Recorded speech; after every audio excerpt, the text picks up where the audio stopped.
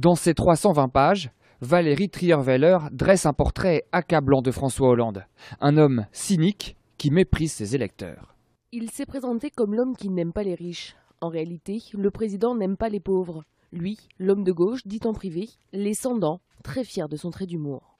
Il aime les grands restaurants, les grands hôtels, ne mange pas mes fraises si elles ne sont pas des gariguettes, ne goûte pas aux pommes de terre si elles ne proviennent pas de Noirmoutier, et met directement à la poubelle la viande si elle est sous vide. Je me souviens d'un soir au sortir d'un repas de Noël passé chez ma mère. François Hollande se tourne vers moi avec un petit rire de mépris et me jette. Elle n'est quand même pas Jojo, la famille Massonneau. Juste avant un dîner d'État, alors qu'il me complimente sur ma tenue, il me demande soudain. Ça te prend beaucoup de temps pour être aussi belle? Oui, un peu. En même temps, on ne te demande rien d'autre. Je crois qu'il plaisante, mais non, il est froid. Je suis tellement shootée que je ne tiens plus debout. Je ne comprendrai la raison que plus tard.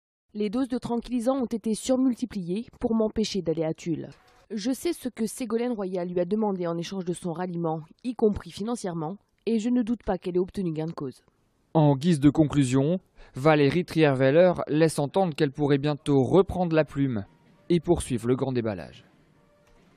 Valérie, première question. Est-ce que vous avez vu les photos de François Hollande à la plage?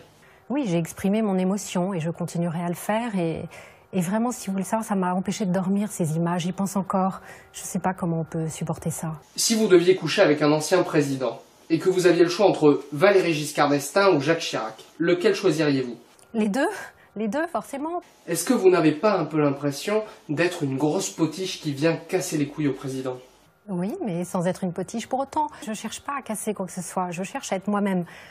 Et je cherche en plus à être utile. D'accord, c'est un peu surprenant. Vous dites dans votre livre que très régulièrement au lit, le président essayait de passer par la petite porte. Comment l'avez-vous vécu? Difficilement, parce que tout ça est brutal, rapide, on n'a pas le temps de se préparer. Et comme je le disais avant, je ne voulais pas imaginer cette situation. Donc, beaucoup de Français disent vous avoir croisé dans des clubs échangistes. Tous les regards se braquent sur vous, comme ça. Non, j'étais pas préparée, donc il m'a fallu un peu de temps, c'est vrai, je l'ai dit. Merci beaucoup Valérie pour toutes ces réponses et à très bientôt. Tout de suite la météo.